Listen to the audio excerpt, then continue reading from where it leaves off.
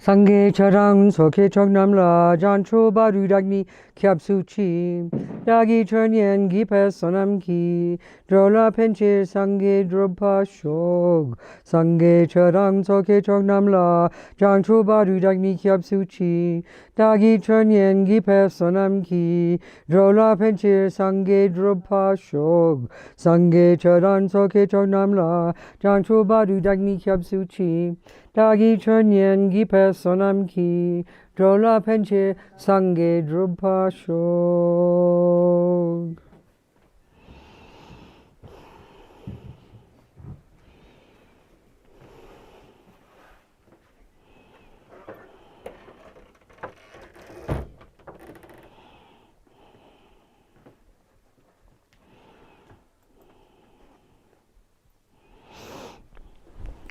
Okay. So one way of presenting the levels of practice, the levels of teachings, the levels of practice, which are expressed in this packaging, of Tsongkhapas called the Lamrim, this gradual path, this course that you graduate as a Buddha from, is in terms of understanding attachment. This is massive for the Buddha, way bigger than we can think, because it's assuming even the way the world is, how we're born, the kind of bodies we have. It's got a much bigger framework than we can think of, So effectively, the actual delusion that's the source of all suffering is this thing called ego grasping, that the realization of emptiness cuts. And all the teachings lead to that. But effectively in daily life, we can say attachment's the main problem. This bottomless pit of dissatisfaction and neediness that causes the anger and aversion, and causes all the other things, which cause us to harm others, which cause suffering, rebirths, and so on and so on and so on. So when we understand attachment is the main problem, then junior school is learning to control the servants of the attachment, which is the body and speech, obviously. I mean, we think we're so caught up in our own world, in the modern world, as me, I am this body, that's it. We're so utterly identified with the body. We make the body the boss, as Lamrim says, totally, completely absorbed in the body. This is me, And then if we do say words about my mind, we point to the brain. I mean, we've learned that. We haven't experienced the truth of that. We learn it. We've never studied the brain, most of us. We just believe what we're told. We think we're so intelligent, think we're scientific. It's just nonsense.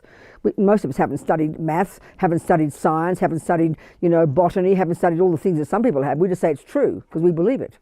We think we're scientific. No, we haven't studied it. We just believe what we're told. So we totally identify with this body. This body is massive. The senses run the show. And they're the servants of attachment. That's it. So obviously the first job, because attachment is so primordial, you've got to start controlling the servants of the attachment, which is the body and speech, which is our behavior. Our behavior. Do what your grandma says. Behave nicely. Don't harm others. It's kind of fundamental, So obviously, by controlling the body and speech, the servants of attachment, you're naturally subduing attachment. It's very evident. Now you're really qualified, go to high school and get to the root of the problem and begin to understand and unpack all the delusions, in particular attachment. You become your own therapist, this ingenious person who can unpack and unravel the mind to this unbelievable degree, including getting this incredible concentration we described this morning. Inconceivable, unheard of in our modern psychology, just seen as religion, like we just throw it away as some kind of rubbish, Have no idea how astonishing it is, how sophisticated, how brilliant. And anyone, if they worked hard, could do it, It's all there. Coming from these amazing Hindus thousands of years ago, before the Buddha. These geniuses who mapped the mind internally. It's so mind-blowing. And by this point, you've got your renunciation. You're incredible. As Lama says, you've got renunciation, which means two parts. One, you know what suffering is, and two, you're sick and you're sick of it. And two, now, bullseye, you know the causes, karma and delusions. So now you've got renunciation. As he said, you've got renunciation when just the thought of another moment of attachment. That's a thought. For us, it's the default mode, but just the thought of it is like so disgusting, so repulsive, like being in a septic tank. That's the way to go. That's pretty profound. And how you'd be so far? Radiant, joyful, content, fulfilled, happy. You'd be an incredible human being by now. Then you go further. You haven't got rid of attachment yet. You haven't realized emptiness yet. Today you go to the compassion wing and you start to realize, oh my God, we're all in the same boat. Look at this, nightmare. How can I must help. If I don't, who will? So you develop this amazing bodhicitta. And by this point, you might not yet even have realized emptiness, but you are so astonishing, so phenomenal, so amazing in your compassion and your wisdom, that now you could argue, if you use the analogy of the chocolate cake, first level of chocolate cake, first level of practice, leave the chocolate cake on the plate, please. Control your body and speech. Next level, you can begin to even enjoy the cake now without going too berserk, because your attachment's so under control. Now the bodhisattva level, you'll happily eat chocolate cake for the sake of others, and it's not even going to affect you. Because your compassion is so astonishing and your wisdom. Now you get to Tantra, the highest level, postgraduate. Now you consciously, actively will eat chocolate cake. You will actively eat chocolate cake. Why? Because you want to activate attachment. Why? Because attachment, given the way the body is described, this tantric, it's very technical, Lama Yeshe says. The great tantric yogis and the Hindus before that understand intricately the subtlety of the physical and mental energies. And the way we're constructed based on attachment creating this body of desire. And because of the relationship of attachment to the triggering of pleasure, these great yogis have found, as we can hear it even in single point of concentration, that the mind has this phenomenal capacity for bliss. It's its nature, it's how it's made. So tantric techniques utilize this capacity. So and because attachment's the catalyst. Attachment is the energy on the basis of this body. Attachment is what we use to trigger bliss. So in the beginning, we're berserk, so we go out of control. We're like animals and like junkies. So now, because we're completely controlled, we can actually actively contact the object, which will actively energize attachment, which in turn actively energizes bliss. So when you've got concentration, the great yogis can utilize this bliss. It's like a rocket, it's like an extra rocket that gets the mind to an even subtler level, even subtler than shamatha, because tantric methods are so profound. So in Tantra, the general idea is all the delusions are grist for the mill. You're so advanced, you're so together, you're so in control.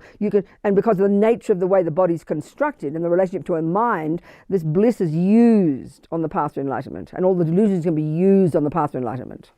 So it's the most sophisticated level of Buddhist psychology, Buddhist practice. The goal is the same. From junior school to postgraduate, the goal is the same, Buddhahood. Just these techniques that you cultivate as you move forward.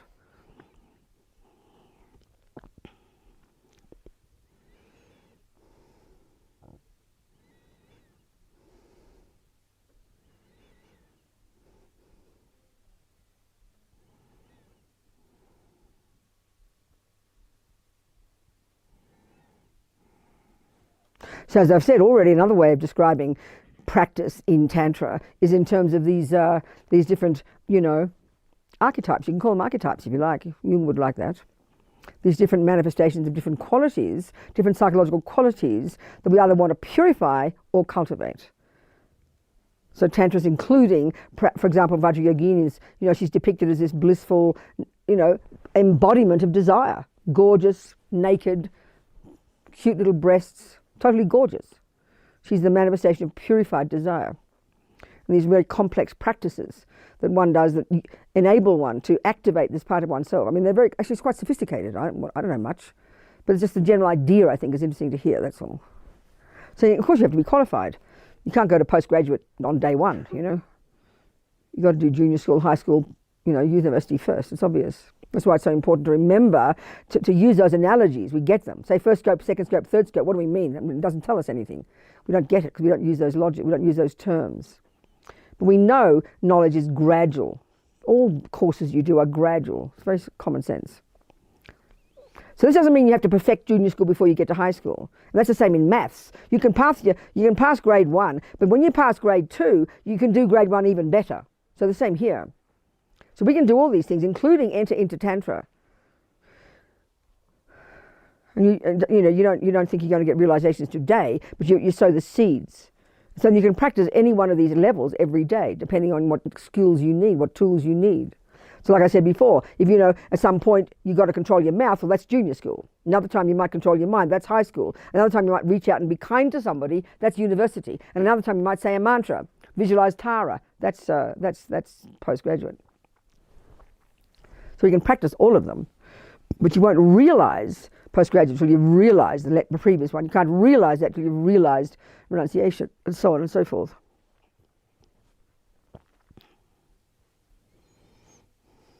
So the prerequisites for entering into Tantra, 3, basically, minimum 3. These 3 principal aspects of the path. We on the first day we did that Tsongkhapa, those verses. So you've got to have at least a reasonable understanding and appreciation for renunciation, junior school and high school, which means understanding delusions, understanding suffering and its causes, the 4 noble truths. Suffering, first noble truth; second, causes, karma and delusions. Understanding and appreciating that, that's a renunciation. Then you need a reasonable understanding and appreciation for bodhicitta, which you learn in university. And then you need a reasonable understanding and appreciation for emptiness, which is taught in the final stages of the 6 perfections of the bodhisattva. That's the prerequisites for entering into Tantra.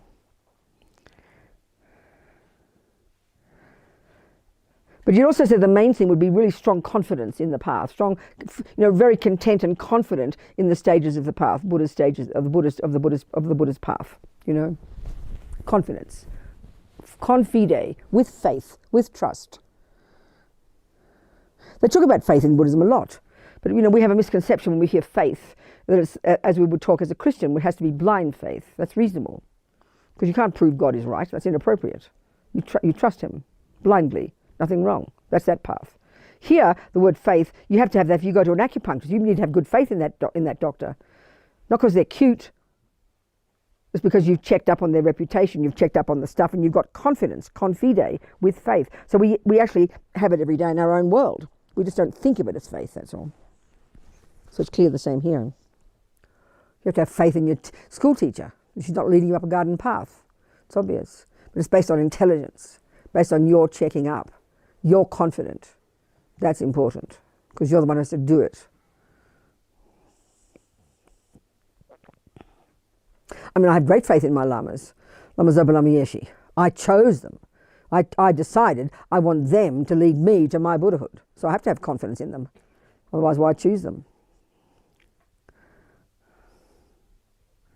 So faith is based on intelligence, wisdom, not foolishness. That's reasonable, because it's catch-22. When you first start learning math and your teacher tells you 1 + 1 is 2, you've never heard such an idea before. How can you know she's true? You can't. So you have to have confidence. Okay, Mum sends us there, we don't choose. But anything you learn, you have to check up on the teacher so that you're prepared to spend your money and time in learning a whole new body of knowledge. You do your research first. We get that. Same here. And then as you progress, you keep ticking the boxes, don't you? Oh, well, they told me this. Oh, well, they told me that. Oh, that makes sense. Yeah, that's true. You keep moving forward, proving it as you go, 1 step at a time. And indeed, as the Dalai Lama said, if you keep moving on practicing Buddha's methodology, and you get to a point where you can prove he's wrong, well, of course you must reject him. It's completely reasonable. That's what he did with the Hindus. He diverged from them, from his own experience.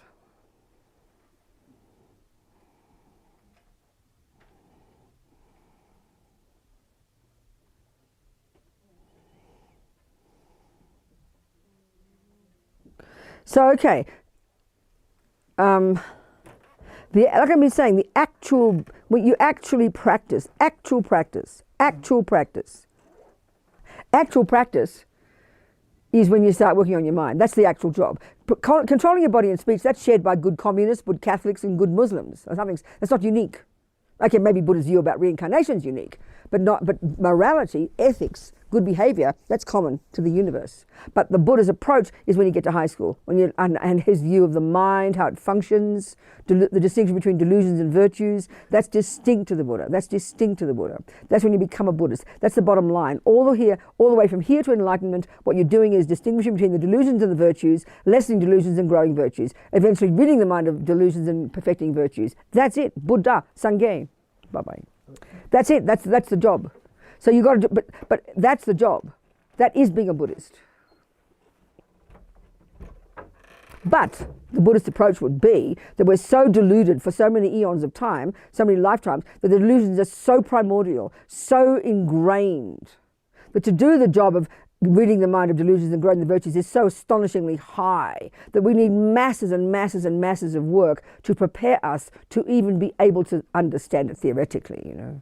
So that's where all the other parts of Buddhist practice fit in, the so-called religious bits. This is especially in Tibetan Buddhism, in the Vajrayana system.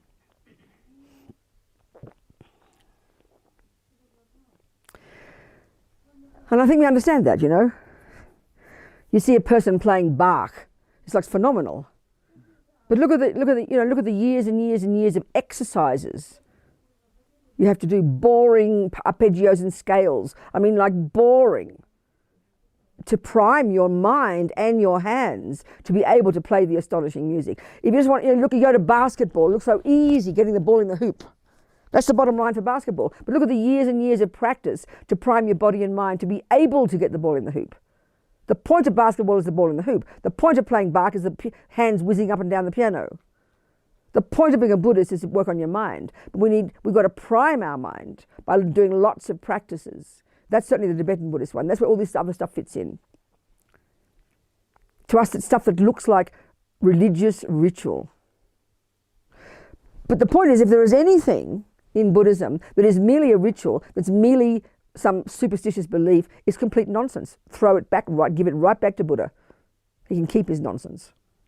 If there's a single technique, a single syllable, a single instruction, a single meditation, a single philosophical concept that isn't finally to help you do the job of ridding the mind of rubbish and getting goodness, then it's a load of rubbish.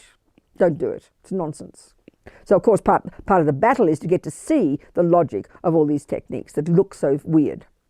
Of course, because it's a culture that we don't understand. It's not our culture. But what's a ritual? A ritual is anything you do with your body and speech that you do in a culture. If you go to Tibetans and you meet a Tibetan person who's never met a Westerner and you poke your hand at them with a big beam on your face, with your hand stuck in front of their face, and you want them to shake your hand. But they've never heard of shaking hands. He looks at you with a puzzle on his face. And then you take his hand, he's all wimpy, like this wimpy hand. He doesn't know you're supposed to hold it strongly and yank it up and down. He doesn't know that. He's never heard of it. Because it's what we do in our culture. Everything we do with our body, all day. We just did a movie of a person all day without sound. You'd see this mad person. Put their finger up their nose sometimes, put some stuff in their mouth and go chew, chew, chew, go to a toilet and go burk and stuff comes out. It's all just rituals, all just body and speech, just doing things that we have given meaning to, that we now take for granted and think are real. But they're just things they're just things you do with your body and speech, that's the way you live. So we do our prostrations. It's called Buddhist ritual. Well, it's just a very elaborate handshake, that's all. Just what they do, in Asia. Very humble kind of handshake. You put your hand here, put your hand there, plonk your legs down, put your knees up. Do you do this and you do that? You give it meaning, something has got meaning. If something's got meaning, then it's not a ritual. If it's just a ritual, it's got no meaning. That's how we think of rituals. It's just meaningless. But it's just the way cultures are. Everyone does something differently, So for example, when you're among Tibetans, like I said, the rudest thing to do is poke your feet out. It's like you're baring your bottom. So I remember sitting at a teaching in South India with Dalai Lama and all the Tibetan monks, and they're sitting in front, and one of them's got and we're sitting cross-legged. And if like the worst thing to do for Westerners in Tibetans is not cross your legs. It's so rude. You've got to cross your legs. It's polite. To poke your legs out is so rude. Like I said, like exposing your bottom. But there was this Tibetan monk in front of me with his, what do you call that thing you clean your ears with? What's it called? Who? A what? A bud. No, it's got a long stick with a piece of white stuff on it. What's that called? A Q-tip. A Q-tip? A what? Everyone's got a different name, obviously. That one. The stick with a bit of white stuff on the end. There he was, elaborately, cleaning his ears and looking at the contents of it, swapping ears in the middle of the teaching with the Dalai Lama. That's not rude for them. So it shows everything's just contextual. Everything's empty. Everything's how you think about it. So everything you do with your body and speech, if it's true, when we think of a person who's mad, who's out of their brain, they're doing things with their body and speech that have no meaning. That's exactly right. This is exactly right. So the Buddha would say most of what we do with our body and speech is meaningless. Putting food in one hole, some stuff coming out another hole, sticking a thing in another hole. It's called samsara. It's called attachment. It's called the meaning of attachment, And it's self-centered and deluded and just cause you suffering.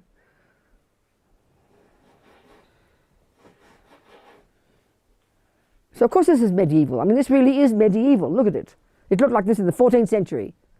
These cloaks are medieval. Look at them. Probably that old. My robes are 14th century. It's true, it is old. It's medieval. It's Tibetan. It's true. Not Australian, not American. So I'm sure at some point we'll adjust things to our culture, won't we? You know. So it's true also, this is not the essence. I mean, these drums, you won't see those somewhere else with dragons on them. Look at it, you know. So if something has meaning and you find it useful, then it's up to you to learn that meaning, isn't it? Like there's Thousand Arm Chen Reizig, just this funny looking person with several heads and 1,000 arms. That's like hilarious. But if you give it meaning and buy into that meaning, then suddenly it has meaning for you, and so it's valid. Right there, it's valid. Prostrations, if you understand the meaning, is valid.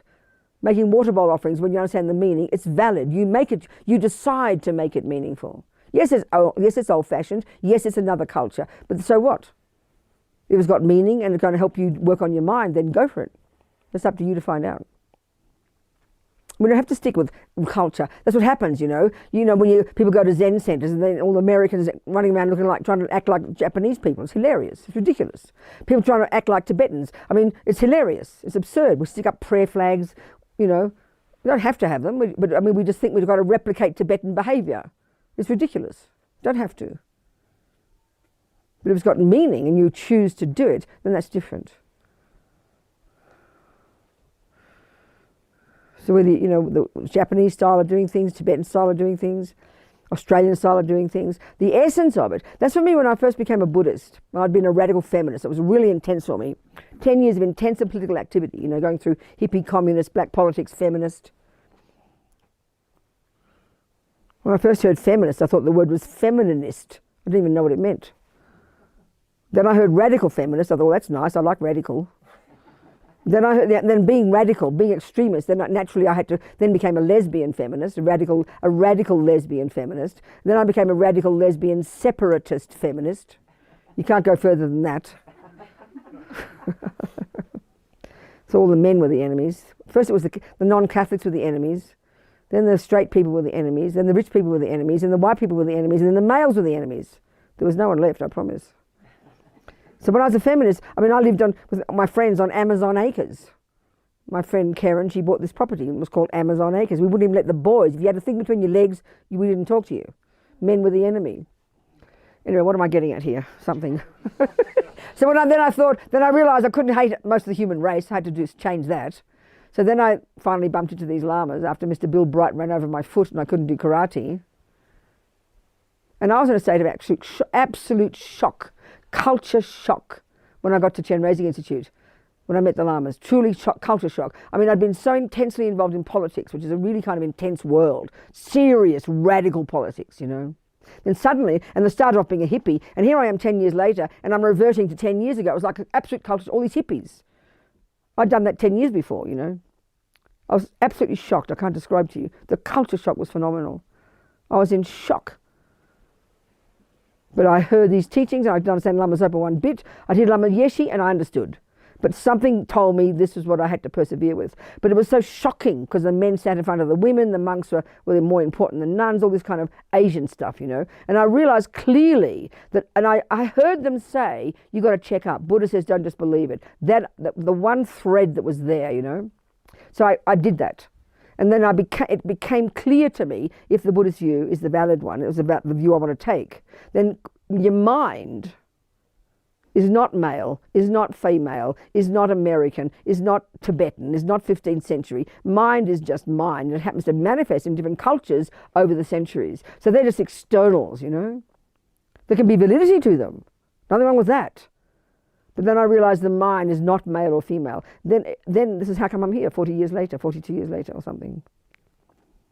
It seems to me, finally, when it comes down to it, we're talking about the mind. So I can accept and appreciate these, and they're indeed still in the 14th century Tibetan framework, because that's what's existing right now. So out of respect, I'll use those skills. But they're not in their nature 14th century. They're not in their nature male or female.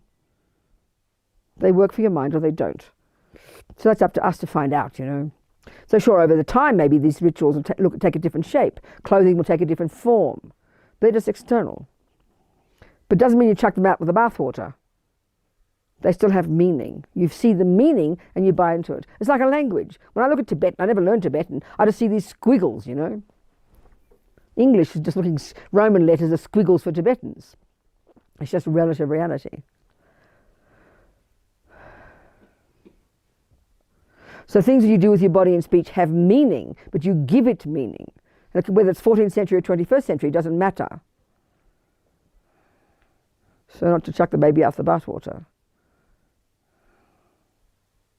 So the real function of the benefit, they say, this is the Tibetan Buddhist one, the Vajrayana one, the benefit of all these practices, they're all practices that are related to the Buddha. They're related, frankly, to devotion.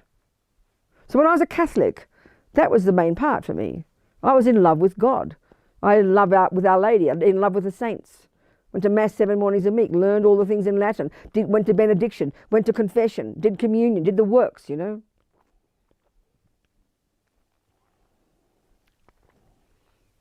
So that part for me never was a problem with Tibetan Buddhism. Never a problem at all. Felt very comfortable. But I could see early on it was a technique, it was a method for opening the heart. I think that's the point. So there's the intellect, and then we have the heart. So the intellect, for me, I love that part. That was the part that I was missing as a Catholic. I absolutely was hungry for a view. That's why I went through all my different political things, looking for a view, a world view. So that's what I found with Buddhism. It blissed me out, you know.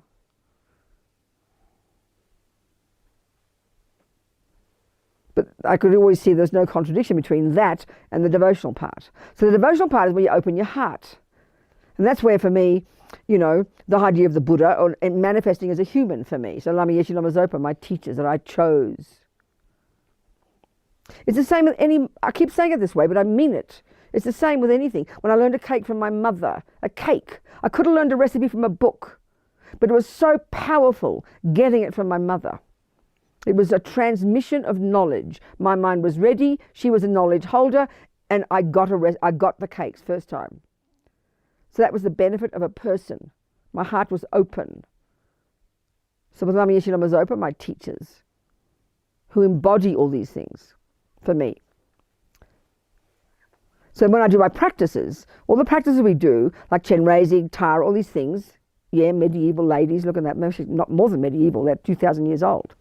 The forms, Indian. But you know, when I have the meaning of it and then I do the Tara, I'm thinking of my teacher, Lama Zopa's mind, manifesting as Tara. So it makes it personal. It makes it personal. Just like if you want to learn tennis, you have a picture of Federer on your wall. He's the embodiment of tennis for you. Then you'll trust him and do what he says. So all these practices coming from India, coming from Tibet, the prostrations, making offerings, visualizing Buddha this way, saying that Sanskrit mantra that way. It is an ancient system, it's true. Just because it's old doesn't mean it's not valid. No one throws out Bach because he was 400 years ago. That's the part, this is where your heart comes in, and it seems to me it moves the mind, opens the heart, enables you to lessen anger, lessen arrogance, lessen attachment, lessen ego, which is kind of at a subtler level. So it's easier to work on your mind when your mind is open, when your heart is open. So as Prabhupada Rinpoche says, choose your guru very carefully. You're going to end up like them. So if you choose a peanut, you'll become a peanut. And you do peanut things, so be careful. Anyway, am I making any sense? I'm just raving on here as usual. All right. I don't know what to talk about. You have to ask me some questions. Come on. I think we have to talk more about emptiness. We only just touched on that briefly. Well, we should, because it's the 6 perfections. It's the last 2 of the perfections. We went through the first 4. So they're the perfection of the compassion wing. You bop along life after life after life, perfecting those 4, increasing your amazing qualities, smashing ego grasping and delusions, and self-cherishing and benefiting sentient beings, and also hooking countless beings, so that when they're ready, you can lead them to enlightenment. And the last 2 is what you perfect in your meditation: concentration, shamatha, and insight.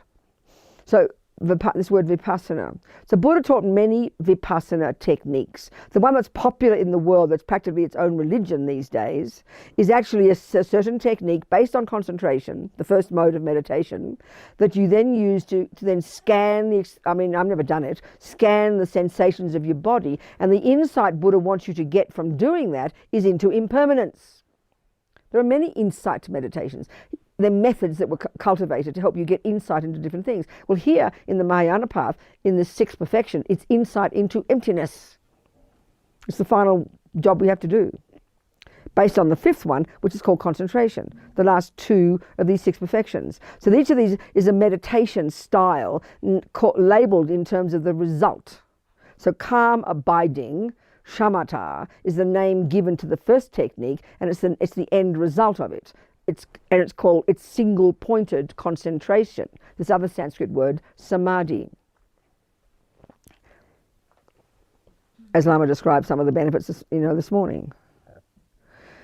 Where your mind is laser-like, sharp and subtle. And we have to get to that level, because to remove the delusions finally from the mind, because they're so primordial, we have to have the most sophisticated, subtlest level of mind. We can't possibly do it at the conceptual level. Impossible.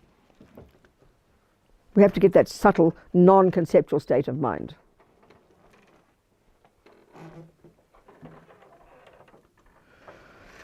In concentration meditation, and then you use it in the second mode, where you develop insight, here very specifically, into emptiness.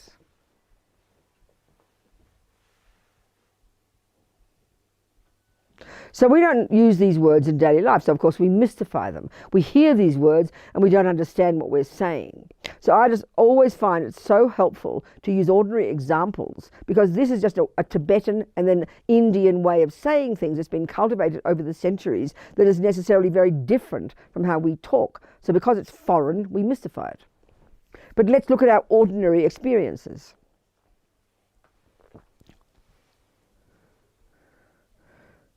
My teacher tells me that 1 + 1 is 2. It's a concept. I've never heard it before. And she wants me, doesn't she, to get an experience of that.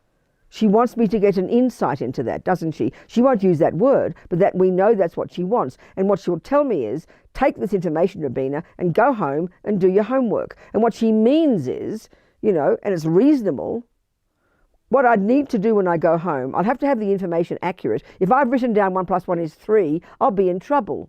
I have to have the right words. That's conceptual. Then I go home, and obviously, she won't say it like this, but it's very obvious. I need to get some concentration, because if I can't focus on it, I won't get the answer. It's pretty obvious you need concentration first. It's pretty obvious. So I've got to go to my desk, close the door, tell my sisters to shut up, get myself a condition so I get some focus. That's concentration. That's the first mode. I can't do anything without that. That's pretty clear. What'll I do now? I'll go to the second mode to get insight into this thing. That's the real work. And the only reason you've got concentration, although it's got some wonderful byproducts like we read, the only reason to have concentration, because that's the level of mind that's capable of thinking through the information. So the penny can drop and I can go, oh, I get it. So what do I do to do that? I use my noggin. I have the information written down on a piece of paper. I've got a bit of focus. I now go to the second mode and I try to get insight. I try to understand the meaning. So I'll use my pencil maybe, and I might use my blocks. I'll use different methods. In other words, I'll use my thinking method. I'll use my capacity to think. And then at some point it will trigger the aha moment. Oh, I get it. Well, that's an insight, isn't it? That's what we're trying to do here. Get the insights into emptiness. So it does take longer, that's all. So you've got to have concentration, otherwise your mind's a mess. And you've got to then use your intelligence to get insight. So how do you get that? So that, as we know, if we've studied Tibetan Buddhism, you hear a term called analytical meditation. That completely throws us, because we assume meditation is single-pointed meditation. We assume meditation is no thoughts. We have these cliched ideas. But actually, this throws us even more. The Tibetan word for the verb to meditate is the verb to familiarize. We're really surprised. What's that mean? Well, the real point of meditation is not shamatha. That's just the sharpening your knife. That's just honing your mind. So you can do the real work in the second mode. You've got to get some concentration so you can get do the real work of understanding 1 + 1 is 2. So what's the method you use? You use thinking. You use intelligent thinking. That's how we study anything.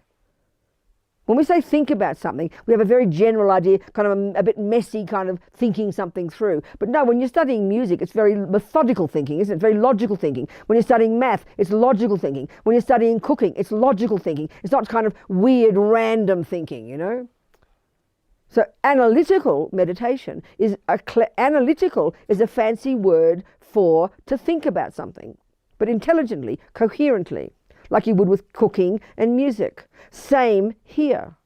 So you go to the typical one is you know, the Lama talked about in Mahamudra in the monastery. He'd go to his class with his geshe, study all his philosophy, and they didn't write things down. They just memorized it. They were astonishing. Then they go home to his little place with his friend, his monk. Then they discuss it with each other, and then they'd sit in their own corner, and then they would go through in their mind, so-called meditating on it. That means here, get some focus, go to the second mode, and then remember the words they learned. 1 + 1 is 2, or karma, or emptiness, or whatever it is. Remember it, and with concentration, think it through logically, coherently, until the penny drops. So insight is the result of thinking. The method you use is thinking, but intelligent, coherent thinking. And then the result comes, the insight comes, the penny drops. That's how we learn everything. So it's nothing special. But as soon as we hear the words meditation, we completely lose the plot. But it's the methodology we've used to learn anything at all. So insight is the result of analysis. Intelligent, clear thinking on whatever topic it might be. Karma, impermanence, emptiness, whatever. The method's the same. But concentration is the necessary state of mind you need to make your thinking really excellent. And this is the interesting point too. When you've got concentration, when you've got shamatha, it is necessarily non-conceptual, necessarily. But when your mind's at that level, it's not as if you're kind of lost in non-conceptuality. You can, as Tsongkhapa says, you can use it in any way you like. At this subtle level, you can have subtle analysis. And because it's subtle, the analysis is so sophisticated. Like Lama said, you can have the courageous view, I can count every atom in the universe. They say the mind is so amazing at that level. You can think through anything, you know, you can do anything with that mind. You don't just sit there blissing out in non-conceptuality. You use it at that subtle level to think through in the most sophisticated way to finally get to have insight into how things don't have an inherent nature. And it's only that level of mind that's capable. So it's a super sophisticated level of conceptuality, super sophisticated, subtle level of amazing, brilliant thinking. You can make it conceptual yourself because the mind's so brilliant. Are we communicating here?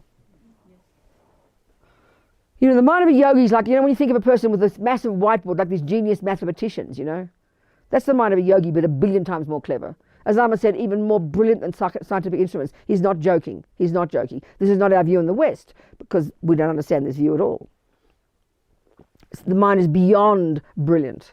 And when you see yogis, they've got and you know, when we think of a yogi, we think of a person spacing out. But they've got these genius minds, you know, brilliant minds. So all these, you know, like, there's a friend of ours, Karina, who's got a son who's about now 12 or something. She's got several kids, whatever. But this little boy, when he was first very small, he was like this, the world calls him autistic, like high, what we call high maintenance autistic, genius little mind, a genius little mind. At the age of 1 and 2, just genius, brilliant, but wild energy, you know, out of control. And she was really worried about him. So, you know, she's a Buddhist. I said, for God's sake, talk to Lama Zopa. So he's clairvoyant, he can see the kid's mind. So he gives him all these practices to memorize. He memorizes things like nothing, you know. So anyway, I said to her, I think I mentioned this. I said, send a picture of him to the Tibetan doctors. These Tibetan doctors are lamas, they're geniuses. They also know the body intimately and the mind. So she said a few of his symptoms.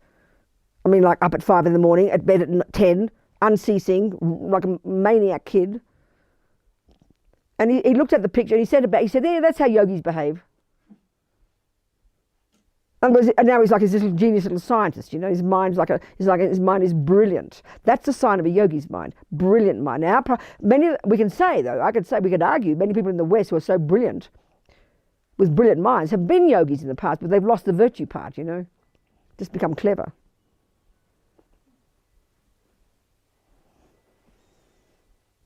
Several of the monks at Kopan, when Lama Zopa came back here in 71 and he was kind of formally given back the cave, and then he fulfilled his wish from his promise from the last life to start a school for the children, for the kids, that meant the boys, a monastery. So 30 of the local kids were started and they began, it was like around here somewhere, it was called Mount Everest Centre. Lama Yeshe named it. And then they'd stay up here in the summer and then they'd go down in the winter at Kopan. By about the second year, 72 or something, they stayed at Kopan. That's how come it developed, that monastery. So 4 of those kids were previous reincarnated yogis, you know, Rinpoches as they call. Rinpoche means precious one. And they've been formally recognised, like Lama Zopa, as a previous meditator. So one of them, I can't think of his name now, his previous one, but they're all disrobed now, they're all left the monastery. But the one of them, Gyali Gyatso, he was what the world would call autistic, but the other kind, totally quiet, totally shy, completely unsocial, never looked anybody in the eye, but he's just a genius little yogi. Reincarnation, I'm going to be humble. And he had this is the kind of yogi mind. He just would observe these Westerners who would come. He learned plumbing, electricity, engineering, architecture, computers, building by watching, just by watching. And he built Kopan. All those young monks now, he's gone, but the other monks who manage those buildings, they've just learned by watching. They didn't go to school. They learned by watching. Their minds are so brilliant, absolutely ingenious, brilliant minds. But they've also got ethics, you know. That's the meditator. That's the meditator's mind. It's effortless. Even this kid, he's like 12 now. When he had a little television channel for a while, a YouTube channel. I think he stopped doing it now. But he'd just look into any topic, like why is the sky blue? And he'd give you this 7-minute lecture in perfect English, with not a single mistake in the words, as he's talking. Perfect. Have you seen this channel? Yeah. You seen? Yeah. Or why, you know, how did the world begin, or water, why does it rain, or anything. He just learned it and he articulates it perfectly. There's a little perfect English. As he's talking, every comma, every full stop is perfect, you know. This mind of a yogi. They do practices together, and they're doing one time the Kshitigarbha mantra, which is really long and complicated. And after about the 3rd day, Karina, they're doing a few mantras, and she looks over, and there he is, he's memorized it. He's like a little genius, you know. That's how yogis behave. That's so interesting. And because there's no, I mean, you know, so when you are at that level and you've got no delusions, then it's effortless. Your mind is effortless, effortless, effortless.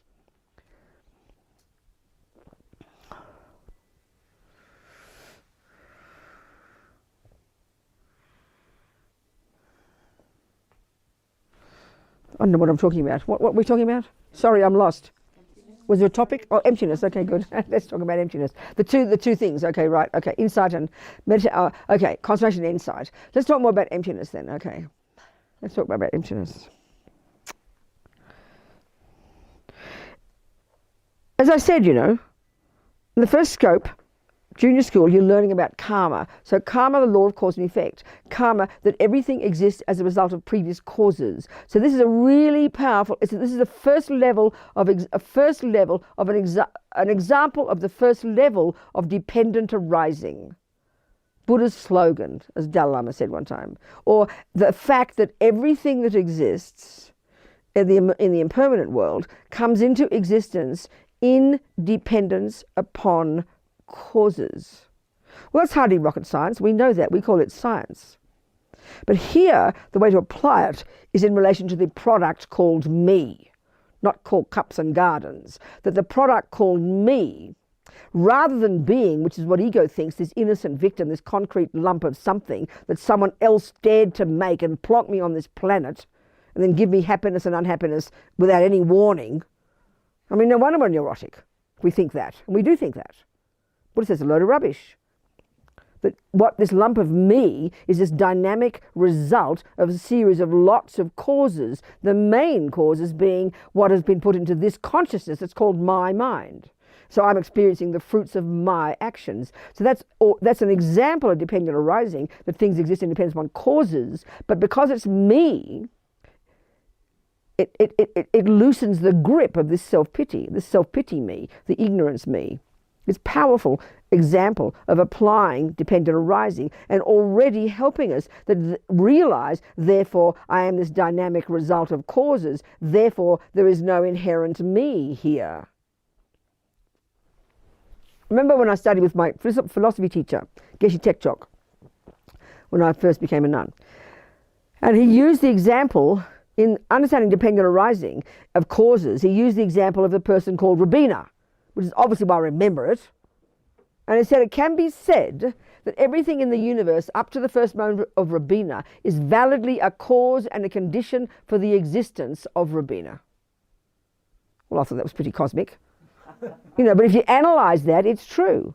You take this, you know, a lid that's made of clay and paint and this and that. So that came from this, which came from that, which came from this, which came from that, which came from this. And you keep going back, you'll get back to the first moment of the first Big Bang. You will keep going, and that'll include everything in the universe. It's logical. That's called dependent arising of causes. So as soon as you say it's dependent arising, you loosen the grip of this big lump of some independent self-pity me. That's powerful. That's in junior school. Now you go to high school and you start to learn about the mind. And you start to learn about delusions and how their key function is that they embellish, that they're liars, that they're delusions, that they cause us to not be in touch with reality, that they exaggerate, that they make stories up. There's no valid referent object for those thoughts. You learn that, and you learn about attachment and aversion and all the other delusions. That prepares you to go to the next level now to understand the root delusion. So you prepared your mind perfectly to understand dependent arising, and you prepared your mind perfectly to understand how delusions function. Then it's easy to understand emptiness. But if you leap into emptiness first, it's completely confusing to us. So all Buddha's saying is that this root delusion, known as ignorance, but known colloquially, we can call it ego grasping, which is very tasty. But as ignorance. What is ignorance of what? Of how things exist. Ultimately, finally, the subtlest level at which things exist. So this ignorance is like double trouble ignorance. You know, if you point to that cup and say to me, what is that? If I don't know, I'll just say, I don't know. Well, that's ignorance, isn't it? But that's easy to fix. You just tell me it's a cup. There's no other view in my mind, so I'm ready for the truth, and I'll agree it's a cup. Well, if we had that kind of ignorance, we could be Buddha in a couple of years, I think. Less, maybe. We're so clever. But this ignorance is a double trouble ignorance. Not only do I not know it's a cup, I think it's a peanut or something. Not only do I not know the truth, I've made up a lie. So the problem is, the problem of practice is because we believed in the lies for 4 million eons, we have to rip out the lies in order to see the truth, in order for the truth to reveal itself. The truth's already there. Like Lama Yeshe says, non-duality, emptiness, Mahamudra, is not difficult to see because it's hiding from us. That's evidence it's a cup from day one, but I'm so stupid I've imposed peanut on it. And I believe in peanut, and I'll give my life for my belief. And I believe it instinctively, and I have a panic attack if it's attacked, if my view is attacked. So our job is to unpack the lies, and the truth which is already there in the first place will be revealed to us. Like, duh, it's always been there, you know. So it's double trouble ignorance. That's why it takes so long. So not only, you know, so the lie here, the lie we believe in is the truth, which is the basis of all of our suffering, all of our lifetimes, of all sentient beings. The lie is there's an intrinsic me in here. There's different levels of that intrinsic me. A me that isn't dependent. The key word really is independent. This has got massive meaning in Buddhism. That the way we believe the I exists as something that's independent of everything else. So it's independent finally of the name me, but even at this other level, as we discussed, independent of the other parts of me. So we've got these different levels of understanding this intrinsic me. It is a lie, Buddha says. It does not exist like that. But we believed in it for eons. So the ripping away the lie is the work. And then the truth becomes evident. The truth's there anyway. Reality is there anyway. And this is why Buddha calls it natural law. It's not his reality. He hasn't made it up. He didn't create it. He's not asking us to believe in it. Buddha's getting us to see the truth. And that happens to be the consequence, the experiential implication of this, seeing this truth, is freedom from suffering, is bliss, is joy, is fearlessness, is happiness, is love, is compassion. They are natural. This is how he talks.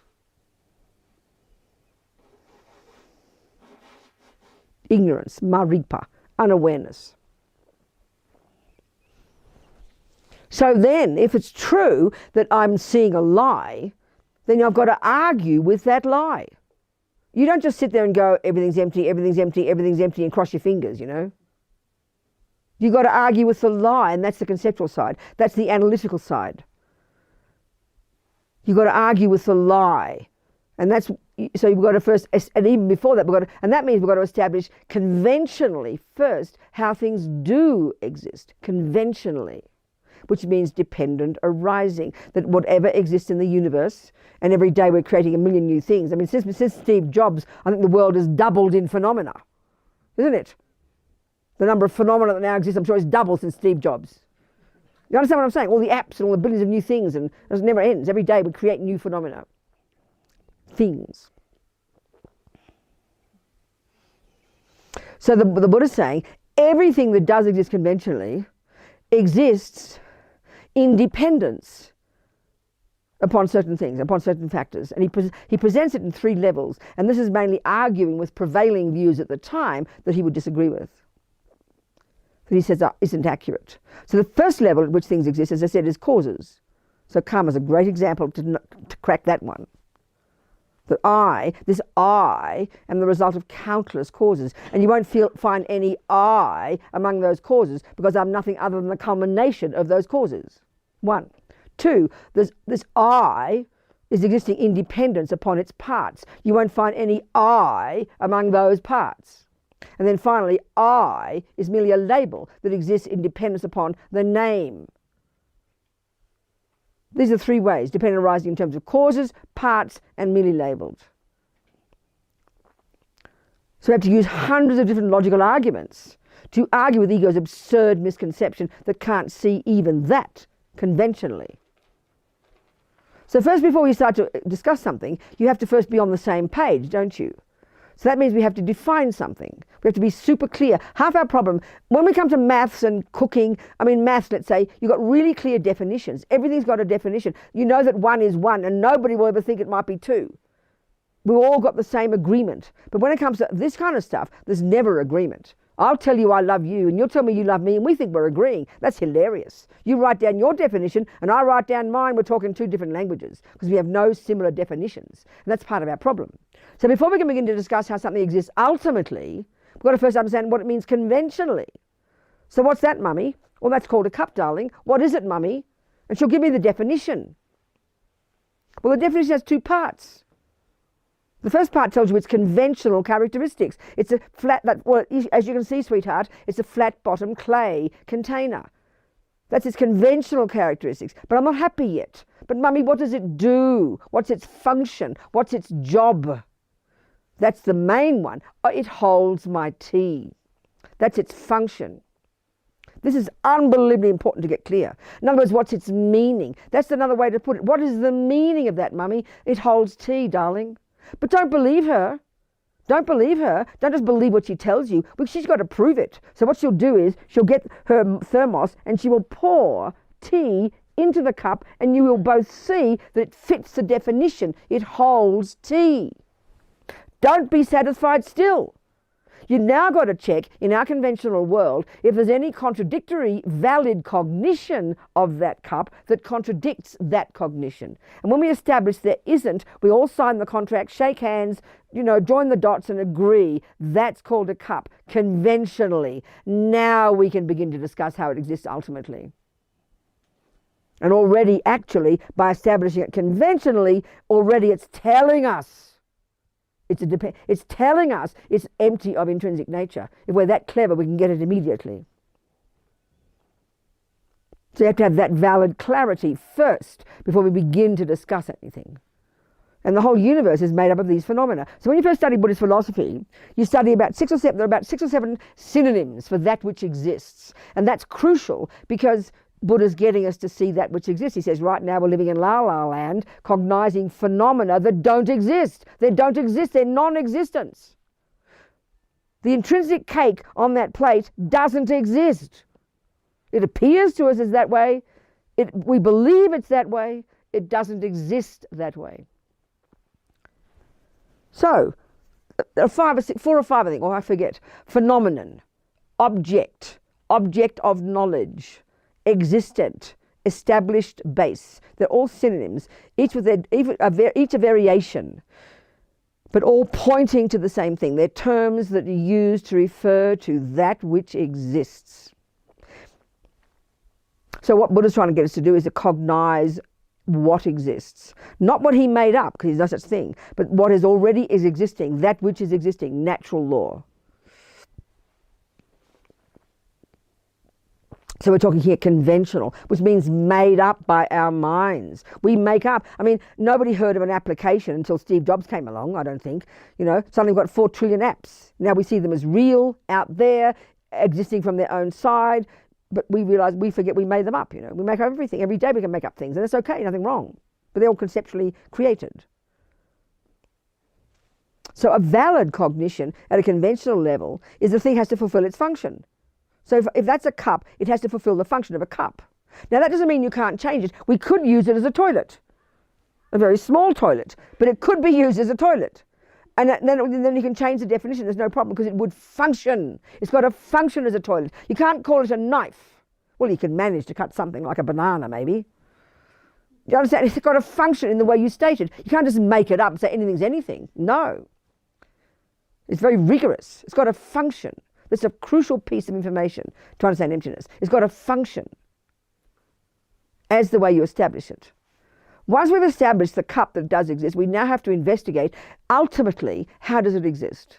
And that's where all the logical arguments have to come in. That's why in the monasteries I studied this 40 years, debating and analysing and then meditating, finally getting insight into the reality of it. That there is no intrinsic cup there. There's no cup that is independent of factors. So we hear this and we go, yeah, who cares? Because we don't realise right now that that's what this ignorance is causing us to believe. Because the mistake is so primordial and because everything appears to exist that way, we all buy into it. So we don't even know right now that we're clinging to things as self-existent, as existing from their own side, as existing in and of itself, these synonyms. We don't realise that. That's why when we hear these words, it's puzzling to us. We can understand attachment. We can understand if I'm attached to the cake, it looks extremely delicious. And if I understand that I have aversion for the cake, it looks ugly. We can get that. We can get that the cake we think is on the plate, seen through the lenses of our delusions, isn't on the plate. That we can even get. The same logic here, but the mistake is subtler. The mistake is subtler. So the mistake of attachment exaggerates the deliciousness of the cake. The mistake of ego grasping or ignorance in relation to the cake causes the delicious cake to appear out there from its own side, not depending on me seeing it, not depending upon my view. What Buddha's saying is the final meaning of emptiness is there's not a single atom of delicious cake there.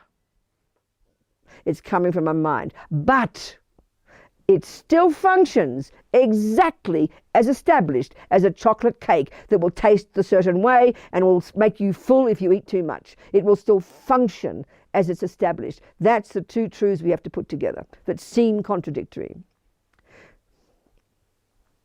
So one of the first levels of understanding this is to not believe in our karmic appearances.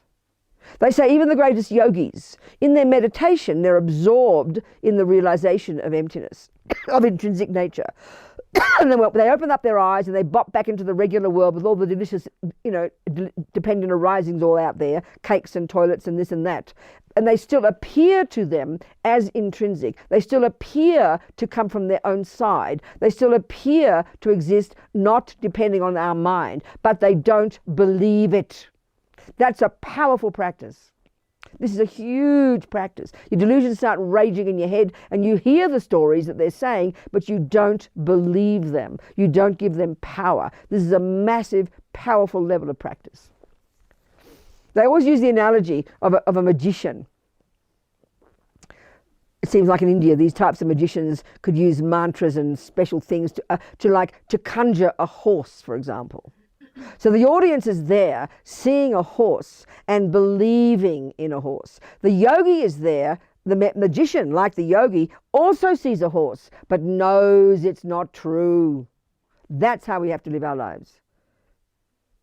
We'll get realized emptiness very quickly if we can do that.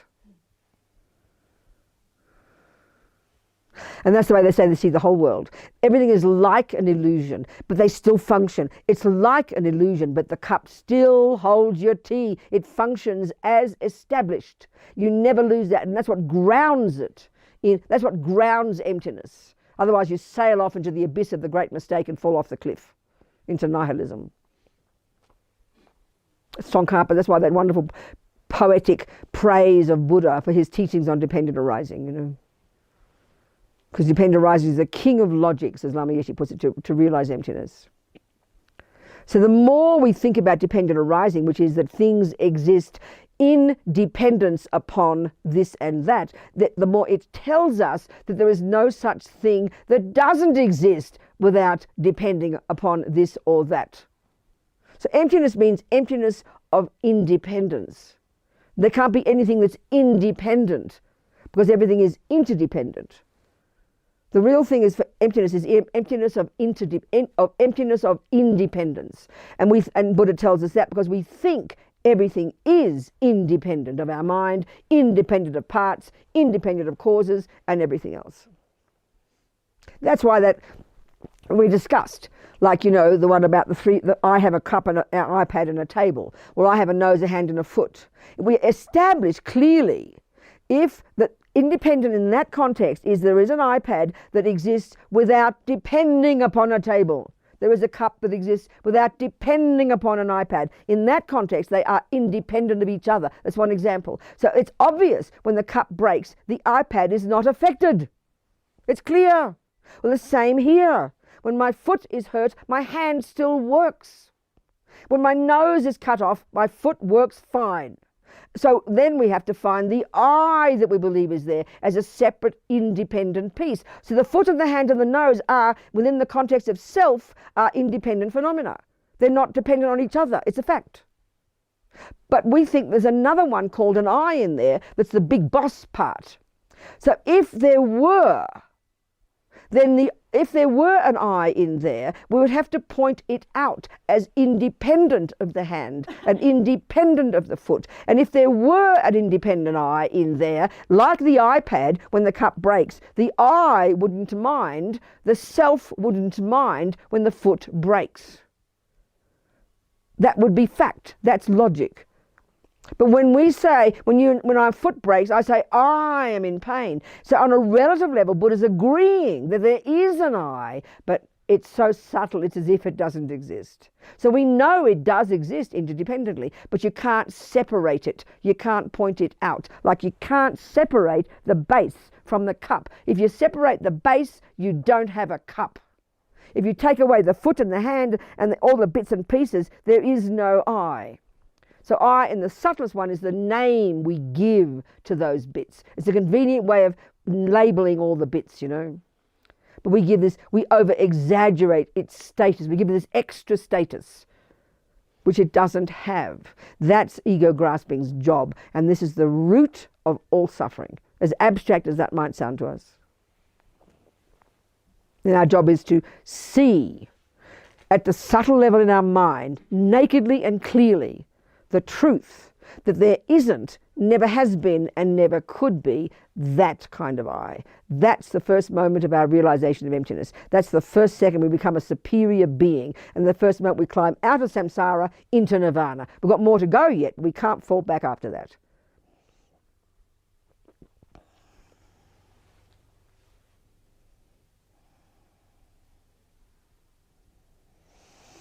So like any body of knowledge, you just got to understand the words, and then you can start having coherent sentences. People go, oh, I've been thinking about emptiness for 30 years, I don't understand it. And I'll say, well, give me the definition. Oh, I don't know.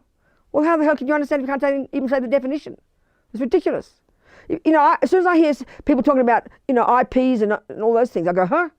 Because I don't know the definition. I don't know an IP from a use something else. I know how to work a computer, I can do a few things, but I haven't learned that science. So when you don't know the meaning of the words, you're not stupid, you just have to learn them. When you learn the definition, you can string together a coherent sentence. And then slowly it begins to, penny drops, and you start to get the taste of it. It's a very valid method. It's how we learn everything. So learn to put together these words, you know. Independent, object, existent, emptiness. So the other discussion is, like I said, we did this a little bit, let's do more. The other way to look, we need to understand the usage of this word emptiness, because it sounds very abstract to us. We hear it as something weird. So like I said, we go back to this business of how the world consists of phenomena. Everything that can be, and even, it's very interesting, the definition of an existent, this is pretty powerful. The definition of an existent is that which can be cognized by mind. I mean, that's astonishing. You know, what causes things to be existing is the fact that they can be cognized by mind. That's why mind is absolutely central in Buddhism. It's axiomatic that that which can be cognized by mind, meaning a valid cognition, is that which exists. That's what it causes it to be existent. So, whatever can be cognized by mind is called an existent, is an object of knowledge, is an established base, is a phenomenon. Whatever can be cognized by the mind is a phenomenon. And a phenomenon is that which can be cognized by mind, by valid cognition. So, here we're talking about having to cognize what seems like a fairly abstract phenomenon called the absence of something. That's all emptiness refers to, is the absence of something. And we talked about this. We're cognizing absences all the time. If Chuck leaves me and I'm attached to him, all I see in the house every day is the absence of Chuck. So we understand the meaning of an absence of something. It's just a general idea. You know, if you believe there's money in your bank, you believe there's $5,000 in your bank, when you look in the bank, you'll get the shock of your life. You will cognize the absence of a phenomenon. You'll cognize the phenomenon called the absence of $5,000. You will cognize the existent thing called the absence of $5,000. So in this sense, these absences are things made up by our mind. I mean, when you're miserable all day, you don't have a boyfriend, you're just cognizing the absence of a boyfriend. When you're always thinking no one loves you, you're always just cognizing the absence of something. It's something so vivid for us. We're always cognizing absences. I never have enough money. You're cognizing the absence of money. I don't have enough. The absence of food. All the time we're cognizing absences. That's what makes us miserable. So here, though, we're trying to cognize an absence that will be joyful to discover, like the absence of cancer. You've lived your whole life believing you've got cancer. You're getting ready for death.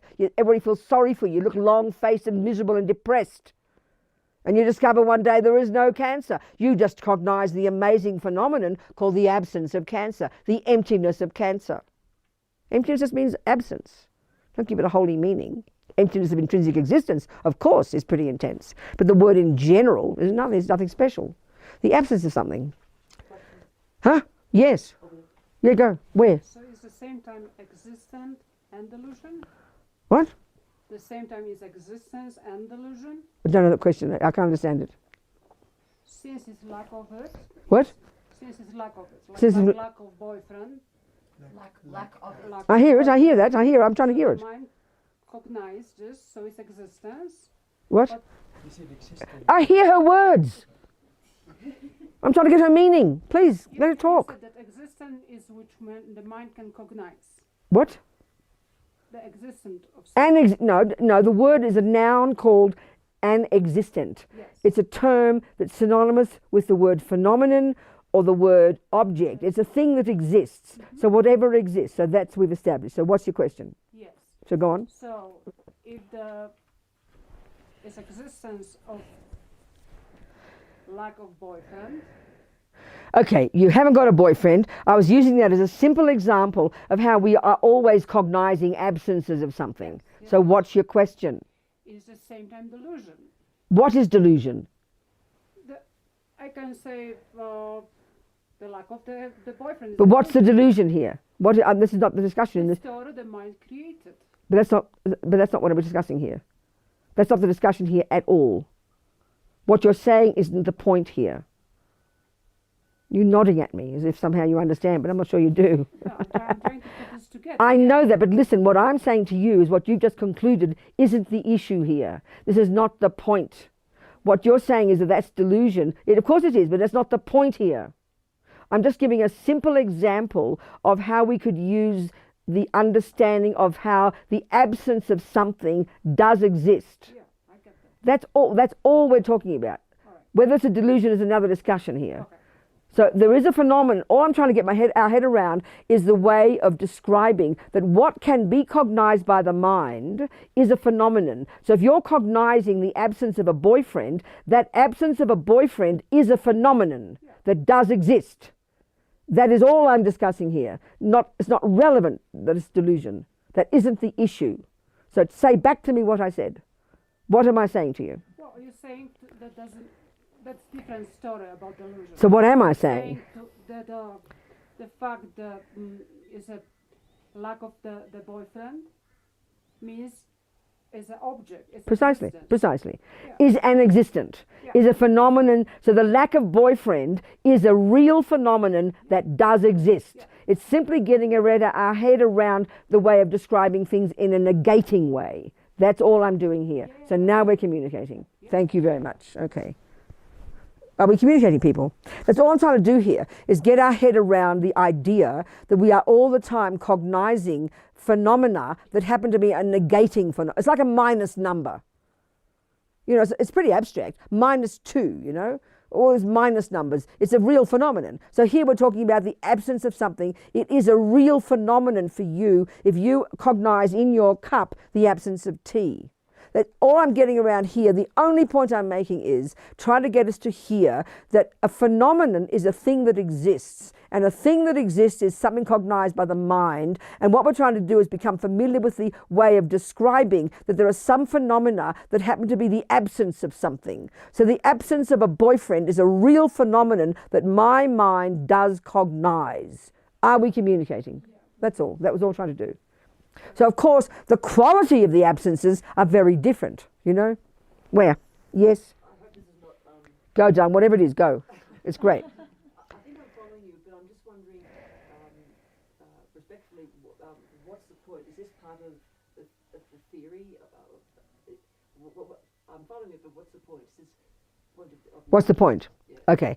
In this discussion about the absence of a boyfriend or the absence of dollars in a bank are simple examples to get our head around the idea that the mind can cognize the absence of something. Can you get that? So the point of that is a simple example to get us to hear that what Buddha wants us to cognize finally in our subtle meditation, the absence of an inherent I. And when we realize that absence, then we are liberated from suffering. I'm just trying to use conventional, ordinary examples. Because if we keep talking about the emptiness of an inherent I, first of all, we don't know what an inherent I is. So then we confuse that, and then we don't know what emptiness means. So I'm just using simple, daily, ordinary examples of how we all the time cognizing absences of something to get our head around the concept of its being a valid object that does exist, an absence of something. The point is that now the real absence we're trying to get, to try to cognize in our mind, is the absence of the I we've always thought was there, that never has been there. That's when we realize emptiness. Do you get my point now? Okay, good. Are we communicating, people? All right. Any other questions, people? I mean, sometimes when I discuss like this, and then I get people asking me questions, I realize I'm leading them up a garden path, and I think it's a stupid idea that I'm saying these things. But if you can get the point, which is why your question was perfect, you know. So say, for example, that mountain out there, that's, would you say that's dependent on all of the causes that made it to be there?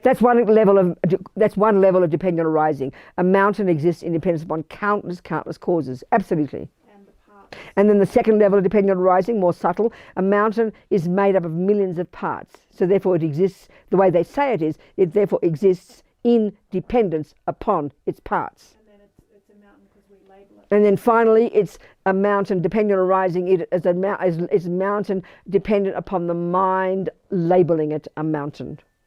They're the three levels of dependent arising. Yeah, that's right. Exactly.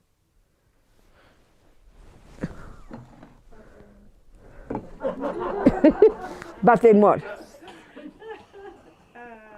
So that the emptiness is basically that it only exists in that way.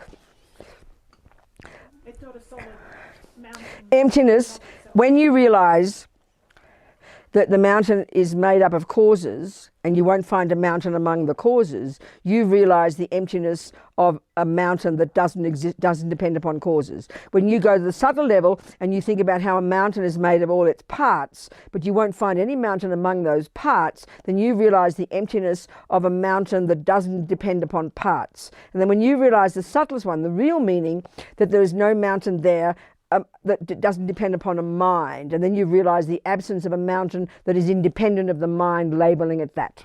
Yes, exactly. That's right. That's how we have to think it through.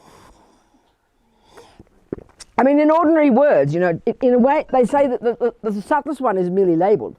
The dependent arising of merely labelled, which is that there's no mountain from the side of the, without depending upon the mind labelling it.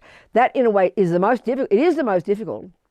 It's the subtlest one, the final one. But in a way, it seems easier. Like when I always mention the example of, you know, of like the $5 note. It's a really good example. In itself, from the conventional point of view, it's a piece of paper, and in fact a very dirty, smelly piece of paper, and probably with really crummy art, badly designed. It's in ordinary words, it's like nothing. But because we give it the meaning of $5, and we know the meaning of $5 is you can get a delicious cake for it. So it's got a real meaning for us, but it's clearly not evident in that dirty piece of paper. This is really clearly proving it's made by the mind. That's evidence that $5 is on ordinary level is a dirty piece of paper with 5 on the corner. And you know, if it's an American one, it looks like the same as all the others, with green printing, with some bloke on it. We don't, you know, so the meaning, and this is why meaning really is the great, is the word. The meaning we get, the meaning that $5 has got is not in that piece of paper. The meaning comes from our mind. This proves that it is empty of existing without depending on the mind calling it that.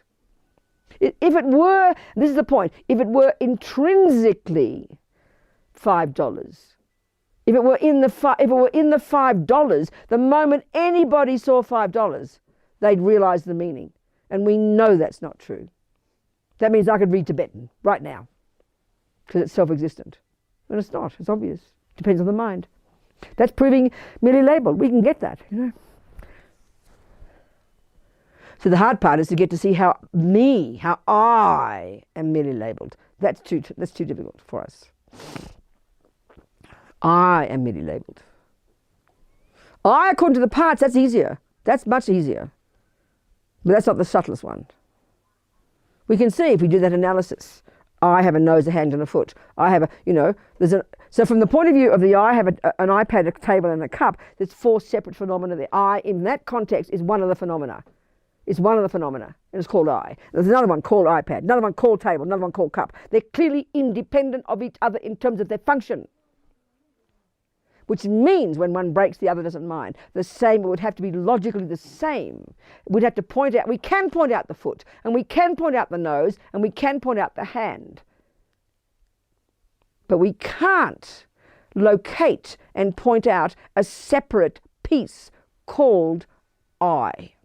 If we could, then it would be like the hand and the foot. The hand doesn't get hurt if the foot gets hurt. The eye wouldn't feel it. The eye, you wouldn't say, I am in pain. You wouldn't say that if there were a separate eye, because the foot is hurt, not the eye. And this takes time to hear. So this is the parts one. It's very helpful to analyze like this. Are we communicating? Yes. Okay. That's why we talk, how we talk. Our language expresses it.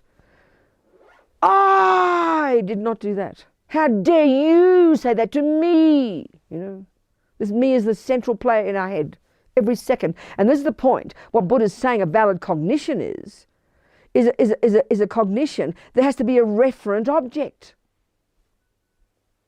Well, there isn't one, he says. This I, the self-existent I, doesn't have a referent object. It's a fantasy. There's a conventional I. That's why we use the word. But we can't tell the difference. We can't tell the difference. And that's the difference we have to tell. That's what we have to learn. So one way of saying it is when the ego grasping exaggerates, gives this extra status to everything. Like puts extra bells and whistles on everything, you know. That's why the only way we can hear things now is in the two extreme views. When we hear there's no I from its own side, oh well, there's no I, might as well kill myself, you know, nihilistic. There's no I. It's non-existent. And then we hear there's a dependent arising I, we go to the other extreme and say, oh, thank God there is something, grasp. That's existent. So we think there's, you know, we can think, well, Buddha, make up your mind. It either exists or it doesn't, but it's more nuanced than that. That's the trouble we have to try and get our head around. As Lama Zopa says, when you realize the emptiness of I, it's as if there's no I. But there is. But it's so subtle. It's as if it doesn't exist. And that's not just clever yogi words. That's reality that we have to eventually get, you know. This kind of non-contradictoriness between the two truths. Relative and absolute. Conventional and ultimate.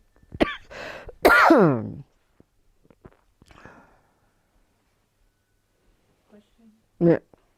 So when the head kept going to the surface. What, darling? For air, so when the head kept going to the surface for air. Yes, when Lama Zopa. No I. When he was drowning. He was not having any fear-based, panic-stricken sense of I am drowning. Not even my head. We'd say, and that's a really good thing, the way they talk, and it's a really excellent practice. And even when they talk about the mind, you know, we say my anger, my depression, my jealousy, like this big lump of me. But they talk about jealousy thinks this and anger thinks that. It's very helpful to think that way, to be, you know, to be more separate from the I all the time. So the way he said it was, the head, not my head, came to the surface. He observed the fact. He's not stupid. He would say I, knowing he's Zopa. He knows he's him, but there's no this extra kind of status of I, which is the panic. None of that. None of that. And even though he was drowning and the head probably was coming up, gasping for air, his mind would have been peaceful. Yeah. And as we progress even ordinarily in life, we can learn to get this type of response. We won't panic so much when bad things happen. As we keep understanding this, you'll get more and more stable and less hysterical when things go wrong, you know. Do you understand? Because, as Lama Yeshe says, when you realize Mahamudra, there is no fear.